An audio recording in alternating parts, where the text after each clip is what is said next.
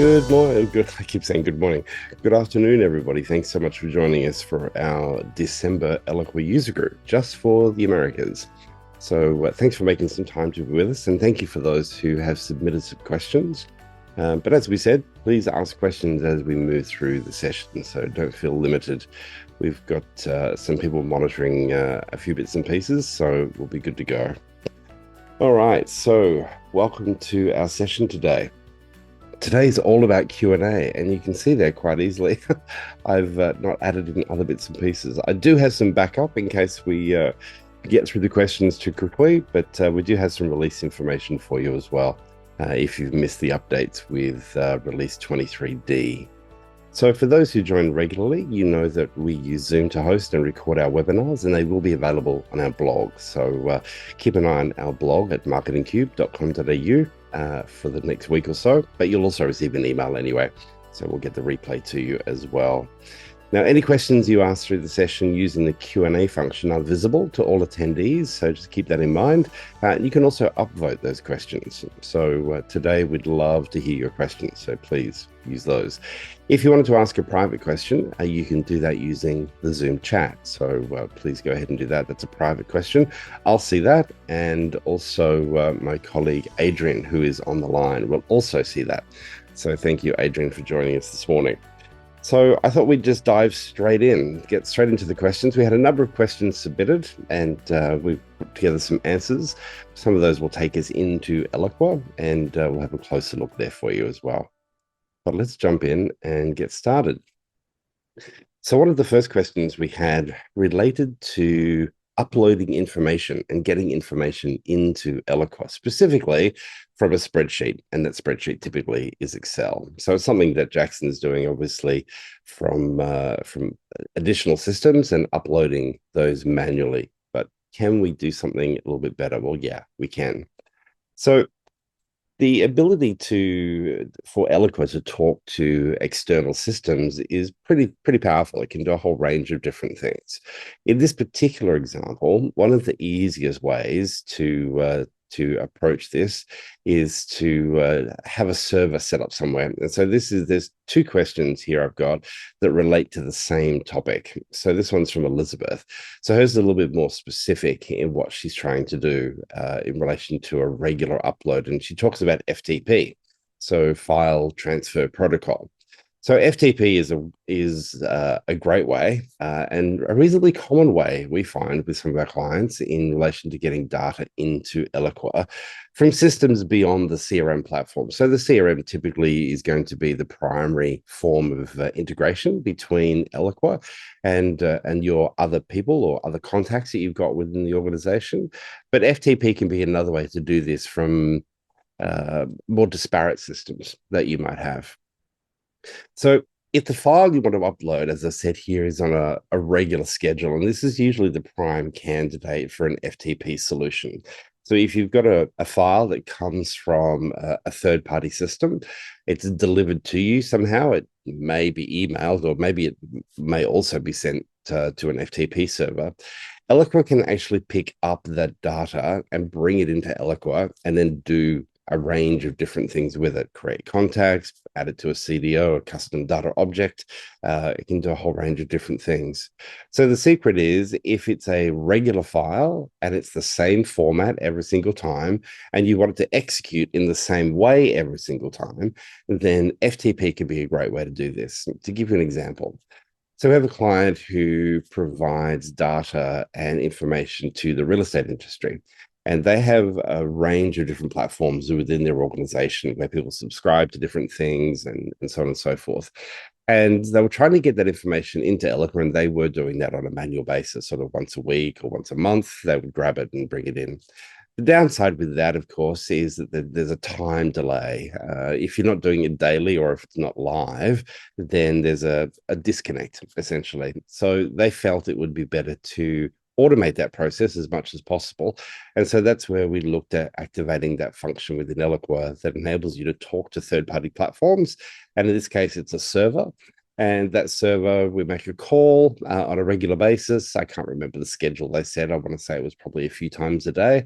And it would just simply bring in the relevant information and then upload it, create contacts, In that case, I think it was people who were subscribing to a particular function or service that they offered.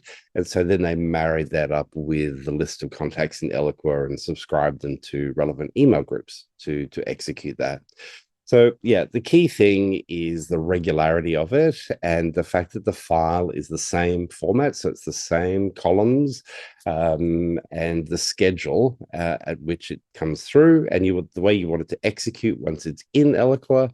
If that's the same every single time, then FTP is a great way to do it. And it's actually a really safe way to do it as well. It's a really quite secure way to do it. So if you've got any questions on that particular point, please let us know and we can assist you with that one. Now, next one comes from Laurie in the US, and Laurie is playing with Redwood, which is great. So the Redwood design changes. Now, this had related to favorites. And to be honest, Laurie, I had to, because when you move over to Redwood, it kind of brings your favorites with you. And my favorites in most parts are pretty static. I don't change them a great deal. But I was curious about the challenge you were saying here. So let's jump into Eloqua and actually have a closer look at what that looks like. So I was doing some navigation and experimenting. So let's have a look. All right. So this is the new Redwood design experience that you're probably familiar with. And first of all, you've got a list of favorites. And if you've got favorites in your previous setup of Eloqua, well, they will simply be brought across. One thing I did notice, though, with favorites now is that in the past, favorites could only ever be a folder. You couldn't have a file as an actual favorite from memory. So how do we do it? So let's say I wanted to take demo campaigns. Let's take college. So this is here. So I select file number 2 and go over here and I can say, well, I've already got it in favorites, but remove from favorites or add to favorites will be the either one. So if I understand correctly, Laurie, what you're saying is you're kind of getting here, but then nothing's happening. So I'm curious on that because when I click on any of these, it then takes me to that relevant location. The other thing that I've noticed with Redwood is I can now, in fact, add an individual campaign, not just a folder as favorites. So I can come here and say add to favorites, like so. So I get a confirmation at the bottom of the screen. Now, if I click on favorites, I'm brought here again. And if I click, it brings me to this location. Okay, let's just get out of there so we can replay that. So again, if I click on favorites, click on the folder. Ah, right. I think I've just discovered the same challenge. Okay, I see. I didn't actually do exactly that when I was playing around. But if I've got you on chat there, Laurie, if you can confirm, is that the challenge you're having? Because yeah, that's behaving now as you described. So favorites. Yes, that's what I see. Okay. Yeah, so I would agree with you that that's not the expected behavior that we would want to see. So there is some feedback because Redwood is still in a beta play at the moment, and so that Oracle is actively seeking feedback from us on different things. So I've actually put together a page, and what I might do is I'll drop a link to this page if you like into the Zoom chat so you can access it as well. But so the feedback, there's a little video there just showing you how to get into it. But Alexa from Oracle is the target person. She's the one that is managing the process. Now, let me just drop that. Here we go. Okay, so I've just put that link there, Laurie, to this page that you can see on my screen. So if you can gather a little bit of information, what I've done a few times is I've literally just copied and pasted that into my email, and then I've sort of answered the questions. So if you click on email your feedback here, that'll open your browser or your email client, and you can email that directly to Alexa. But look, I think I'll go ahead and do the same thing, but you may as well do the same thing as well. And that way we get that through. So whether that's a bug or it's really just not expected behavior, I'm kind of with you. I would expect, where's my page now? Yeah, so if I would expect if I'm accessing favorites and I click on the fact that I can add an individual campaign to a favorite, I would expect if I clicked on it that it would then open directly in the canvas, which it obviously didn't do. So yeah, no, good feedback. So let's get that off to Oracle. Yeah, it's just, yeah, not doing anything there. So yeah, that's not expected behavior, I think. That would be something that needs to be looked at. So good pickup, Laurie. Well done. So next one is in the wait step, can you specify business days? And I assume in most places it's going to be Monday to Friday. It may differ depending on where you are in the world, but typically Monday to Friday, because I don't want the weekend days to be counted. Okay. So, and even the great question. Not being able to count the weekends, that's a little bit of a challenge, but I wanted to show you there are a range of ways to potentially achieve what you're trying to achieve. So let's have a look at some of the different tools that you can do it, because like, as I said there, what you can control from the campaign canvas is when an email is being delivered, you can create a window. So you've got Monday through Sunday, and you can tick the relevant boxes or check them. And then you can also create a time frame window. So typically with Marketing Cube, what we will do is if we have nurture campaigns, we'll restrict the delivery of emails from Monday to Friday. And then typically we'll create a time window that might be 10 a.m. till 4 p.m., for instance. That might be the window that we want to play with. So let's jump in and have a look at what that might look like.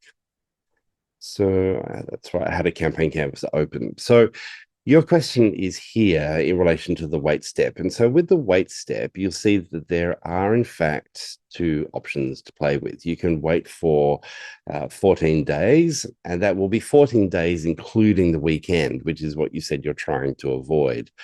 The other option, of course, is you can wait for a specific date and time.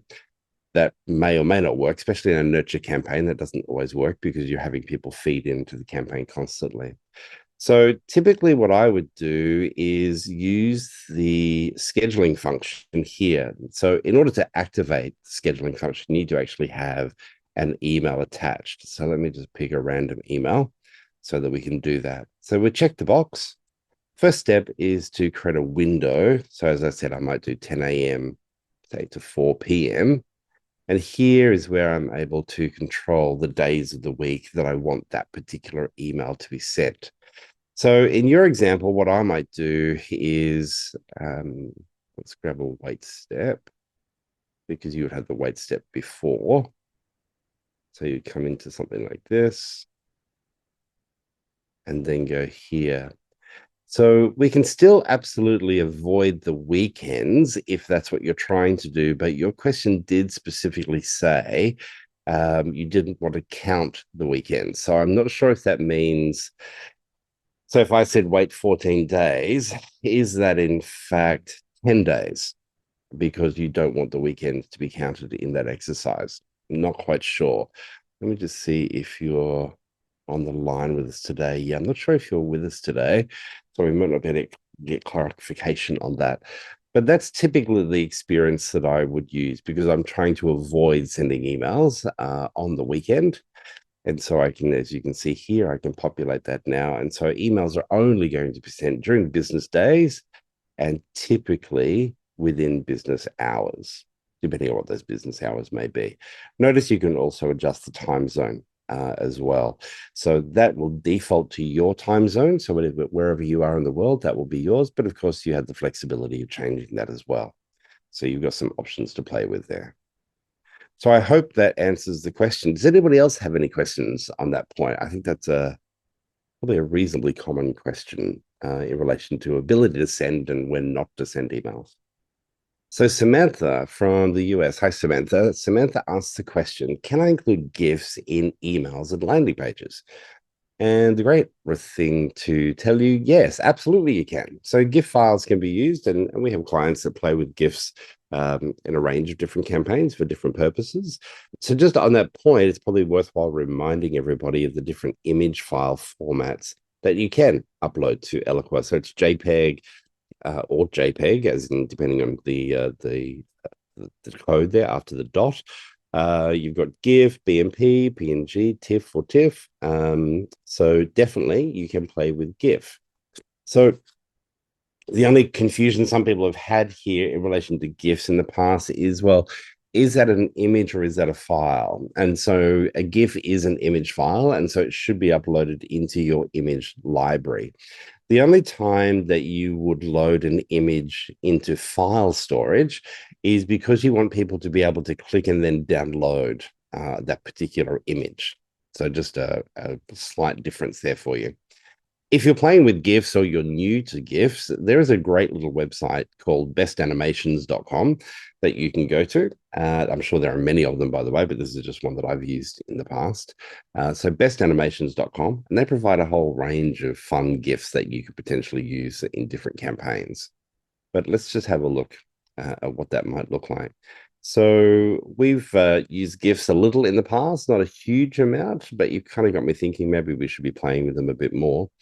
So if I go to my library, if I type in .gif, that will almost work. Let's have a look. Yeah, you can see a GIF there. It's sitting there and animating. So it's used for a loading icon somewhere. So I'm probably dropping a file in or doing something. I think that's also a GIF. Yeah, there's another one. This is the one we used a couple of years ago for some fireworks. So you can see it kind of animates and just keeps looping. Yeah, that one's actually from Best Animations. So as far as including the GIF in your email, it's exactly the same process that you would go through for any file. So you'll notice it's definitely in the image library. That's the first thing to notice. And if we scoot over and just to create any sort of an email, we would add that particular GIF, as I said, just like you would any image. Okay, there it is. So if I click on that,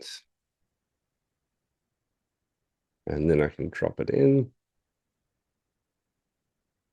and off it goes.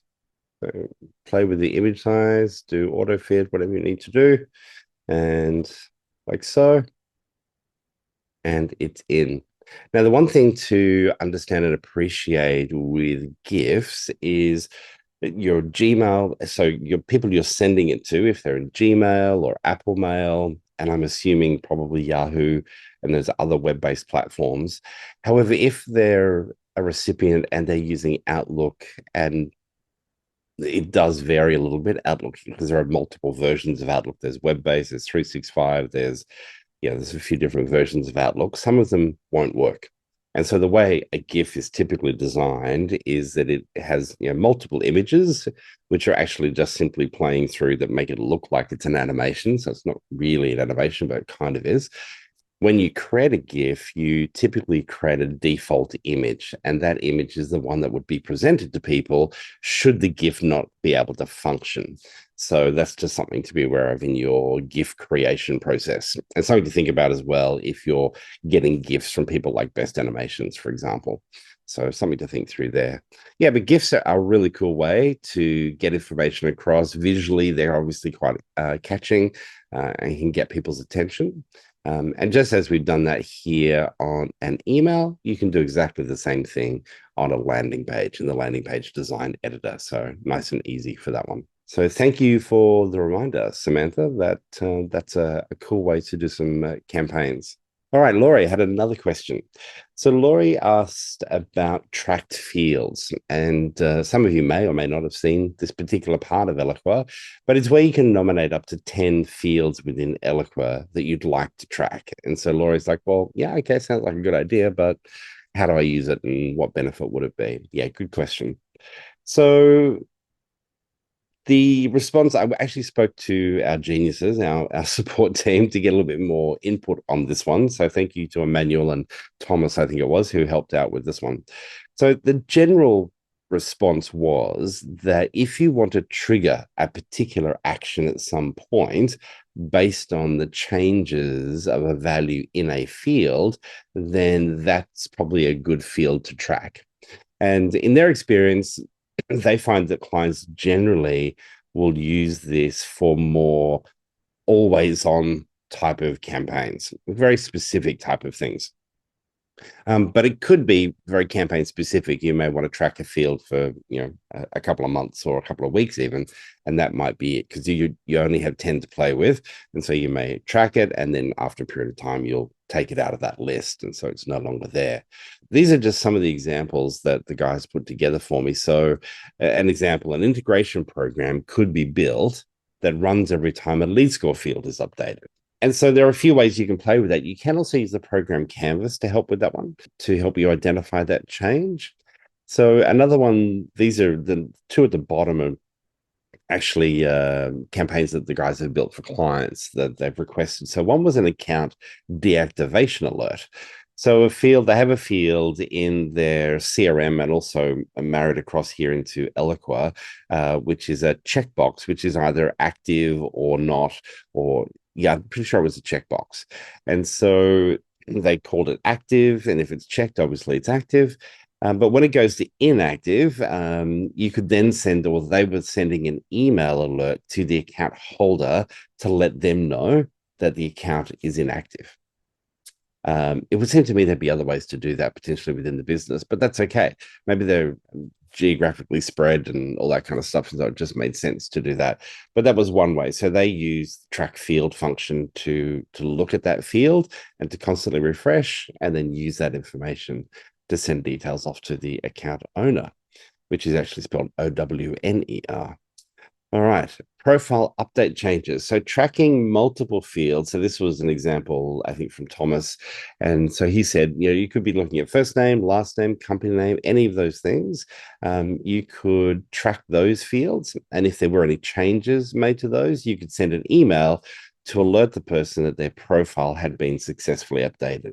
So if you've got a cohort of people that you're talking to and the information you have stored in your system about them is important that it be accurate, and you're often giving them the ability to make sure their profile is up to date, then you could trigger certain emails to go to those people to let them know if there were any changes made to their profile.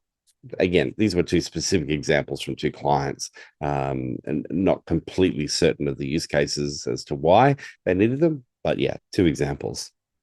All righty. So Laurie, thank you. You've got a point here. Let me have a look. These are great. Thank you. You're welcome. In my case, people were asking me which system last updated a field. We were wondering if we could track down whether the website or the CRM or an external activity updated a field. The website, I'm trying to work out how the website necessarily would update a field.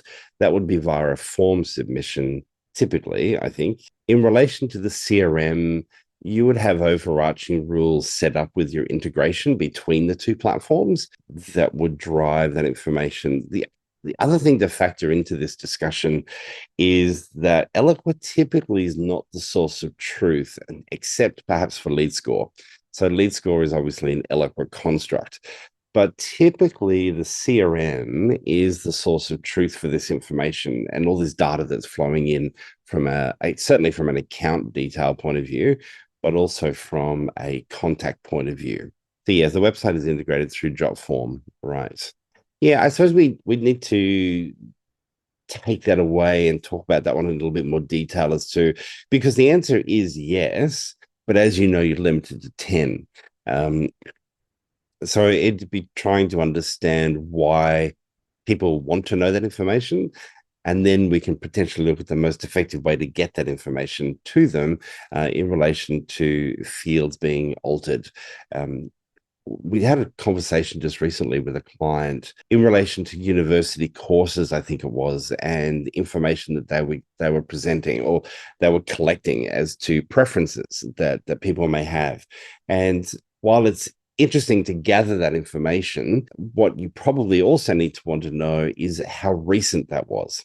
So in some cases, it's about having maybe you could have a field called preferred course of study, and that could be a list. And then you might actually have another field that is called last updated course of study preference, because it's the date and the recency of when that actually happened that is quite valuable to you, because there's no point reaching out to a prospective student who told you 6 years ago that they're interested in studying law.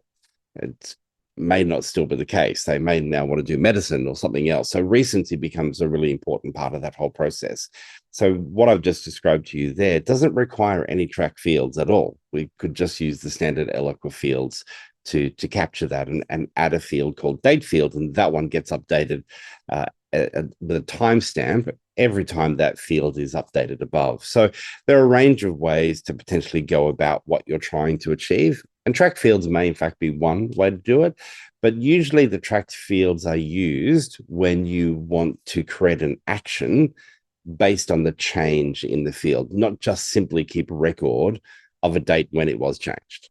Does that make sense? It's a slightly different bent on the question. Okay, the next question was, if segment members are added at different times to the same segment, how can we report on the different groups separately? Yeah, really good question from Sebastian in Canada. Hello, Canada. So there are a few ways to go about doing this, and it also depends to a degree on how you're creating those segments and how people are being added to those segments.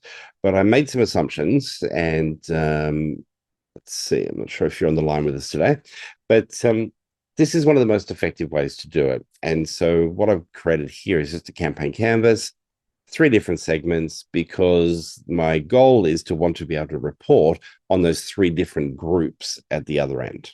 Okay. So group A, group B, group C, all getting the same email, but I want to be able to look at separate reporting. So you quite possibly have seen this. Let me just dive in and give you an idea. So if we go to dashboards within Eloqua, and you can do this in Insight as well, but I just want to show you an example. Let's have a look. 2023, 11. Got to find a good one. What I'm looking for, I need to think of a campaign with an email where I've had multiple segments going into an individual email. Okay, so you've probably looked at the email performance area of dashboards. Did I? Yes. Okay. So not the best example, but it does show you what I mean. So what this is showing you, we're looking at a report for an individual email. And that particular email went to 2 segments. So you can see the section under segment performance. And so what I've done here is I've got the bulk of the communications are going to our customers who are subscribed to that particular communication. And then you can see I've created another segment for our Marketing Cube staff. That goes now completely not happy with their performance. Adrian will have to have a chat to the team about not reading the important updates, but we can see here that the engagement from customers. And so this effectively, so if you have in that example that I showed you with the 3 different segments, all feeding into the one email, what you would see here is segment A, segment B, and segment C.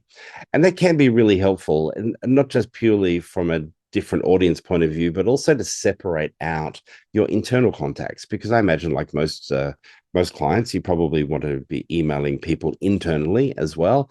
And depending on the size of that list, for smaller firms like Marketing Cube, it's not a big deal. There's not a huge number. But if you've got a larger, like a global firm, it's quite realistic. You may have hundreds of people potentially on staff as a part of a campaign. And while their participation is wonderful and appreciated, and it's great to keep them up to date, you typically want to cut them out of the reporting. Okay. We don't need to report on staff. We want to report on the actual target audience. And so that's what you're able to achieve here. So hopefully that, I thought that was a great question, because it's reasonably common. Oh, thank you, Laurie. It makes sense. Appreciate that. But yeah, it's very simple to do. You can do a similar sort of thing in Insight, depending on your audiences and segments and how you want to look at them. But that's one way that you can break out that information. The only other point to make there in relation to your segment is, remember that when you create a segment and add it to the canvas, there must be at least one contact sitting in there. Okay. Now, for the ease of that process, you could simply add yourself to all 3 segments. Remember, you're not going to get 3 emails because Eloqua will pick and choose at the time it's sending. It's going, well, I'm only going to take one of those contacts through. I'm not going to take all 3 because it's the same email address. But if you ever need to be in a scenario where potentially you've got 500 people in Group A, maybe 250 people in Group B, and you kind of know after the campaign runs, you want to add a third segment, you can still go ahead and drop it on the canvas. Just put yourself in it because you must have one contact in a segment in order to add it to the campaign canvas. And then when you do that, this is where I probably should be in Eloqua. When you do that, you can set your, let me just jump onto a canvas.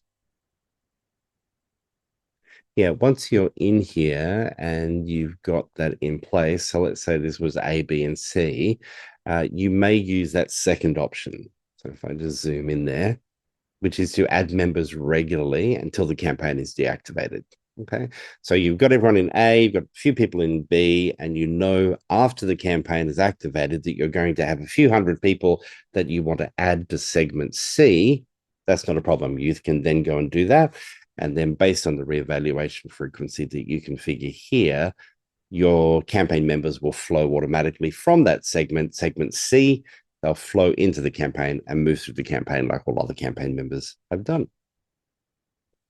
Okay.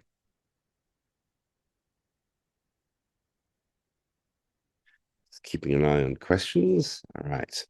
So next one, Jennifer asks, can you expand on Eloqua's CRM abilities and how it integrates with other CRM systems that may be more centralized to a business, advantages, disadvantages?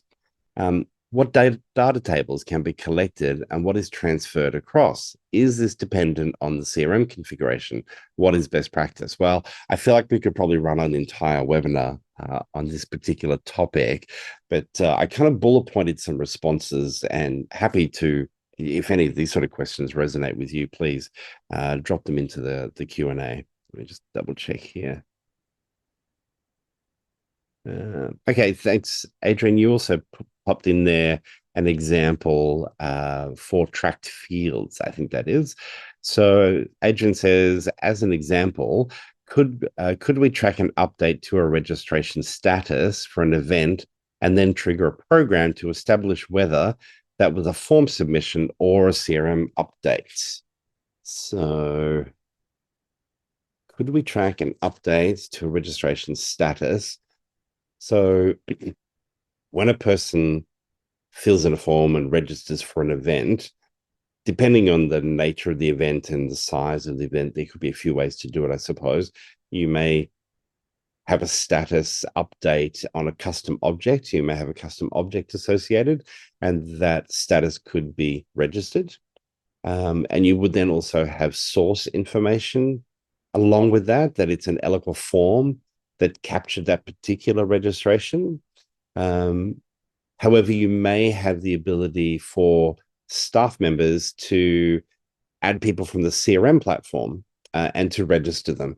And you could, again, use the integration, the campaign integration, to bring that information into Eloqua and have it sit on the custom object. So again, the status might be registered and the source information would be CRM. Can you tell I'm thinking on the fly here? But the source information there would be the CRM as the most, yeah. So yeah, there could be ways to achieve it. Yeah, for sure. I'm sure we could do it.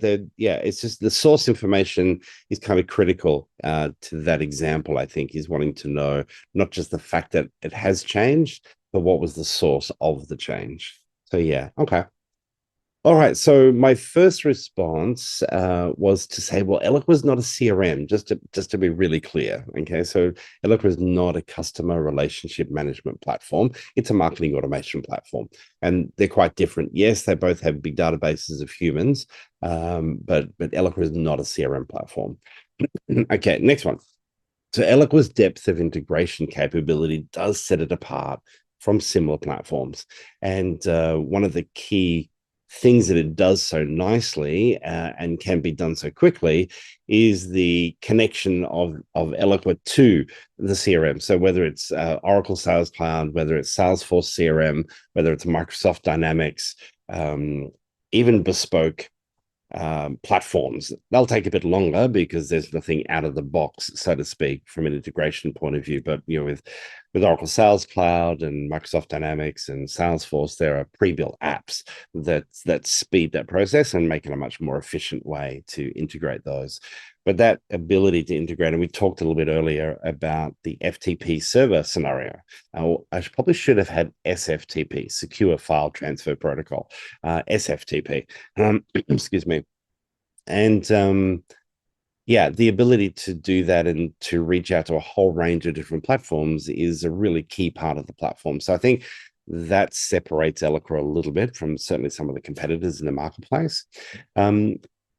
And I say here that there really aren't limitations, but for more complex CRM data models, your Eloqua custom object can really help. So most of us, from a CRM point of view, will have the stock standard lead, contact, account, opportunity, campaign, perhaps, etc. You may then build into your CRM some things that are specific. So objects, databases, essentially, that are more specific to your organization and what you're doing. But so sorry, I'm just getting messages pop up on my screen here. So the ability to connect to those is really quite, I want to say simple, but yeah, okay, it is simple from a technology point of view, but it's usually the thinking that requires that's where the heavy lifting is, not so much in the technology, so to speak. Now, if you've got something that's completely unique to your organization, that's not even a CRM platform, it could be a data warehouse of some sort. Again, those things can all be reached and connected using APIs, and there are a whole range of ways to do it. So that's a big separator, I think. Now, from a best practice point of view, my advice here was don't reinvent the wheel. We all think we're a little bit special and unique in relation to the way that we function as an organization, but we're all pretty similar at the same time. And so that's where the Oracles and the Salesforces and the Microsofts, etc., of the world, they've been doing this for a long time. And they've seen a lot of different businesses and function in a whole range of different ways. And it's pretty unusual to find that the technology that they're presenting to you is not going to give you exactly what you want. Sometimes we need to go off course a little and we need to tailor some things a little bit, but always, generally speaking, a best practice approach is to try and work within the constructs of what the technology is giving you, versus having to reinvent the wheel with everything. Don't make your life harder than it needs to be. Try where possible to work in the confines of the structure of the platform and its rules and its processes, etc. It just generally will make your life a lot easier. And 9 times out of 10, it's a bit like we've all used Outlook. Some of you are probably using Outlook Mail today. I've used Outlook in the course of my career many times. It's a phenomenal piece of software. It does so much more than just simply send emails. And it's probably the case that most of us use 20% of the functionality. And so having somebody that knows that the rest of that, I suppose, and all of that functionality, that's where people like us come into play to a degree with things like Eloqua, our depth of knowledge in relation to how Eloqua works and how it functions. And obviously over the many years, the different scenarios that we've seen it play into. So we can really help you exploit and maximize the functionality that Eloqua has, because it is very deep and it is very rich in relation to what it does. So the other caveat, I think, or the thing to think about when you're looking at from an Eloqua point of view or marketing automation and a CRM platform, 9 times out of 10, the CRM platform is going to be your source of truth. And that's an important consideration. So if you think about account data, when you bring account data into Eloqua, it can be incredibly helpful in a whole range of different ways, especially with the ABM and all those sorts of things. Account information is helpful. But generally speaking, our advice to clients is that any account data sitting in Eloqua should be read-only. There should be nothing that you can do as an Eloqua user, or even when people submit forms, you don't want them changing account data. The reason being is that your CRM and quite possibly an ERP system sitting behind the CRM is the source of truth for account data.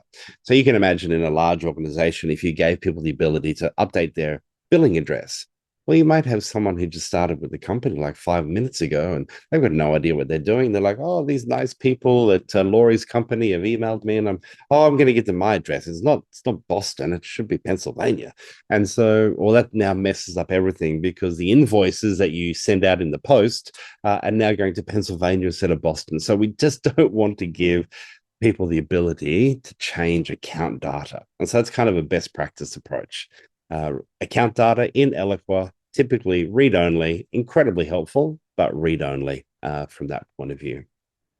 Okay, so hopefully that answers a little bit of that question. That could be a really long discussion and go in a lot of different directions, but hopefully some of those points are helpful. And did I mean account data on my slide? I'm wondering if I'm a slide behind. Adrian?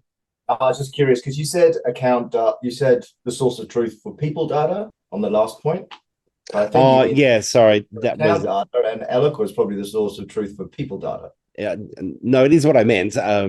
But yeah, actually that's a good point. Let's split that out, right? So you may decide as an organization, certainly Eloqua is the source of truth for the things that a person does. So filling in forms, opening emails, visiting the website, all of that information, Eloqua is absolutely the source of truth. And that information can be shared back into the CRM platform for your CRM users to access. The point I was trying to make here was that the CRM is the source of truth for the fact that that person has a relationship with your organization and it's with this particular account and it's because they've been a customer for the last 16 years. These are all their billing details. That was kind of what I meant by that. The fact that the actual human has a relationship with your organization. But that source of truth construct is important. Probably just some other considerations. I think it's really interesting to think about where Eloqua is the source of truth. So think about how they came into the organization as a lead. So can we track where they came from? Things like I don't know if we're looking send time optimization, the time they like to receive communications, the channels they like to engage with us on. I think those sorts of things where kind of obviously that's the Eloqua strength in terms of the source of truth. Yeah, absolutely. All righty. So from a Q&A point of view, that covers off. What are we? Oh gosh, we're 10 to the hour. Okay. So I told you when you registered, you might have noticed when you registered, I had some backup content just in case we didn't get enough questions, but it looks like we may have got enough questions. Let me just quickly look at some of these. So the promise I made from a backup point of view was some lead nurturing campaign tips, looking at campaign canvas configuration. So the points that I added here are as follows. So the first one was understanding dynamic segments, and we showed you a little bit there through one of the questions with, I think it was the segment A, B, and C, for example, and using the ability to either add people to a campaign when you first activate it or to keep adding people. And that's certainly something you want to do from a nurturing campaign quite typically. The other one was wait steps versus evaluation periods. And we'll jump in here and quickly show you this in just a second. What's the difference? Lead score changes. So that's a good one. We kind of covered that a little bit really in what we were talking about through some of those Q&A points that people raised. And the last one is first party data changes. So let's have a look just quickly on a campaign canvas so you can see what I'm referring to.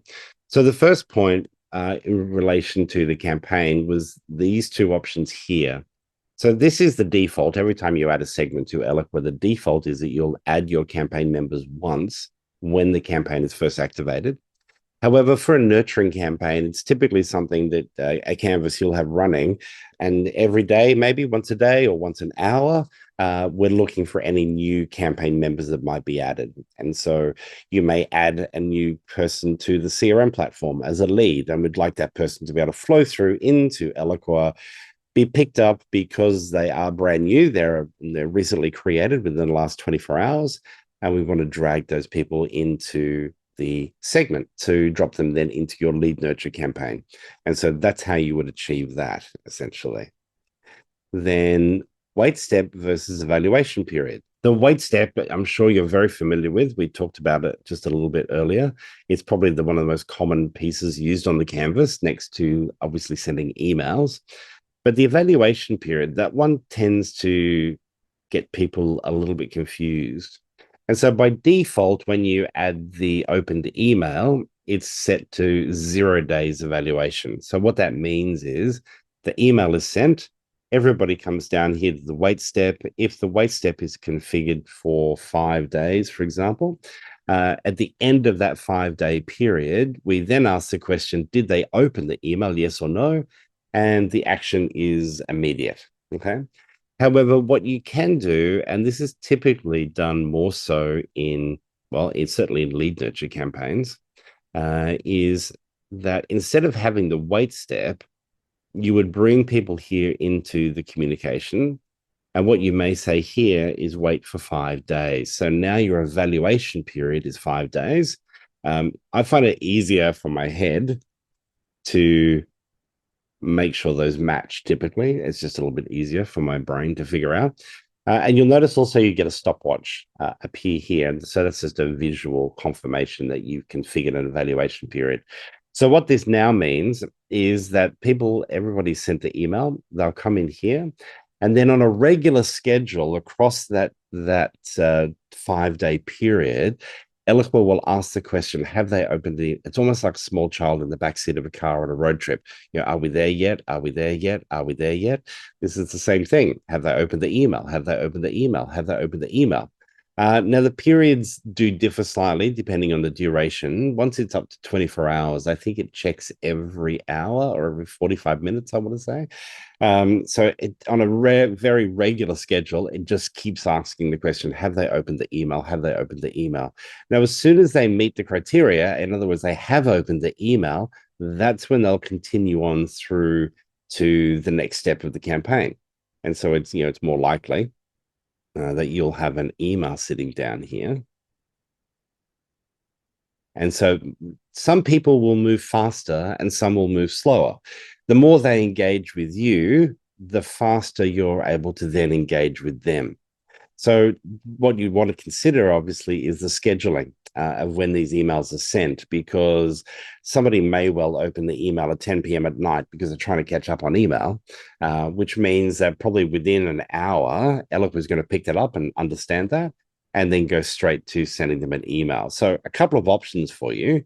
What you may want to do is, in fact, just wait, maybe not so long this time, maybe just wait for a couple of days or even a couple of hours, it all depends on the content and your audience and what you're trying to do. But what you've got to think about is literally if somebody opens this email, they're sent the email, they're now sitting here, they open the email at 10 p.m. There's every chance then, if you don't have a wait step here, that they'll then get the next email within an hour. And that might be a little bit too fast, depending on your audience again and what you're trying to do. So you could either use that, or you could use the scheduling function, or you could use both together to achieve a similar result and outcome. So that's the difference between an evaluation period configured here, like so, or simply using a wait step. But you can see they're not, you can use both together or you can use them separately. They can work together quite well. But it does really help you separate the pack. If you've got 1,000 people at the start line and off they go, they're all sent emails, the more they engage with you and the more frequent they are in their activity, then you can actually pick up the pace and start to communicate with them a little bit faster than others who maybe are not opening or a little bit slow in opening, etc. So you can kind of change the gears there a little bit as you move through. The lead score changes, there's a few ways to do the lead score changes. You can use a program to do it. You can create a filter, so a shared filter, to explore and understand that information. One of the more common ones, which is that final bullet point that I was looking at here, the first-party data changes. So first-party data typically is going to be information stored on the contact. So if as you're moving through or your people are moving through on your campaign And what's of great interest to you is to understand the industry they're in. What you may want to do is check to see, have you in fact got that information? And it may be as simple as knowing that that the field is no longer blank. So if the field is no longer blank, then you may move them on in a specific direction, or then you may query, well, which industry are they in? And then from there, you may move them to an industry specific nurture campaign, or you'll simply use dynamic content. There's a whole range of ways to do it, obviously. But this can be quite helpful as you're moving people through a nurture campaign where, generally speaking, you'll have a little bit of information about them to start, and your objective is through the course of the nurture campaign to offer them certain things where they need to fill in a form, where you can then capture information about those particular people and hopefully build up that profile over time. And so you can use your compare contact fields, check that. You can also do exactly the same thing with information stored on a custom object. So both enabling you to find and uncover your first party data and see if you're getting more information, and you can progress people through. Okay. Now, in light of time, I think we might just quickly run down to release information, and we're almost done. So release 23D. Everybody's active with release 23D. We covered this quickly last month in relation to the LinkedIn Campaign Manager app. So if you are using the LinkedIn Campaign Manager app, your administrator, which may be you or somebody else within the organization, does need to go through and re-authenticate, because the team at LinkedIn have activated two-step verification. Okay, so you need to go through that process. And it's really just logging in again. It's going into the app, into the back end of Eloqua, accessing the app, refreshing the app, reinstalling it, and logging in again. And that's all you need to do. The other key enhancements we saw for the November release was the Zoom app for Eloqua, which we're just starting to play with. We've got it active, and so we'll be using it next year to roll out the user group.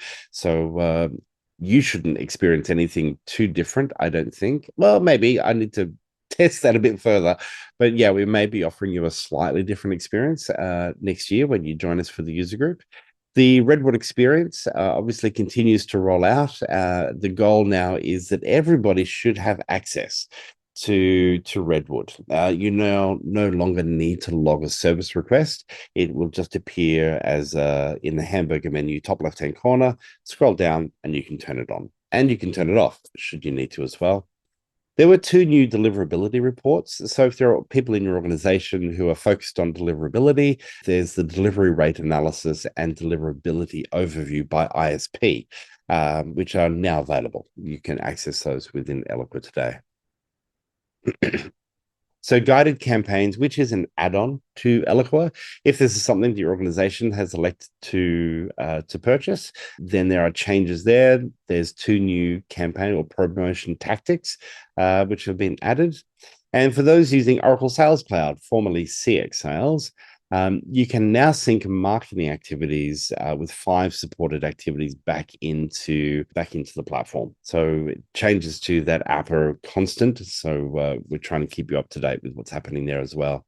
And there were other changes if you're using SMS, custom objects in relation to some reporting and other things have been enhanced.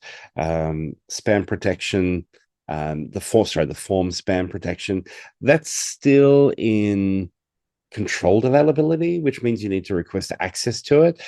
We've had it on our forms for, oh gosh, I want to say almost 12 months, but they must be rolling it out to general availability eventually, I suppose. But it's something to think about.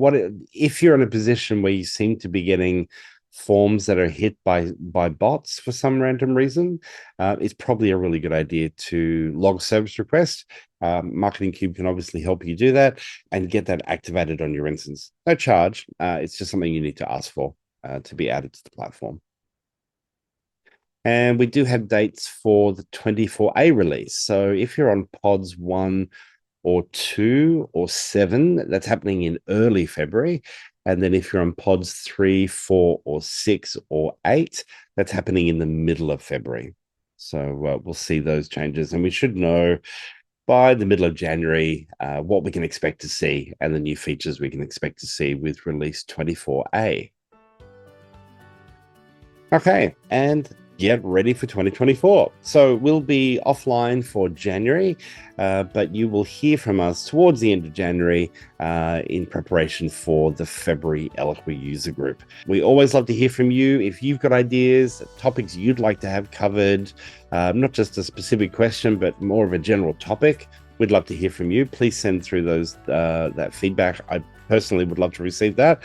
And we're starting to plan out the year and what that's going to look like from a topic point of view and breakdown. So thank you so much for joining us through 2023. Have a great Christmas and New Year break. Hopefully you get to spend time with family or with people that you care about and have a wonderful time. I hope you get a little bit of time off. Typically in the Northern Hemisphere, not a big break, but obviously here in the Southern Hemisphere, it's our summer break. So yeah, we take a nice chunk of time off, which is great. It's our summer. Enjoy the winter. If you're around snow, I'm jealous. I wish I could be with you, but have a wonderful time and a safe time over the new year. And we look forward to seeing you in February. Thanks, everybody. Have a wonderful week.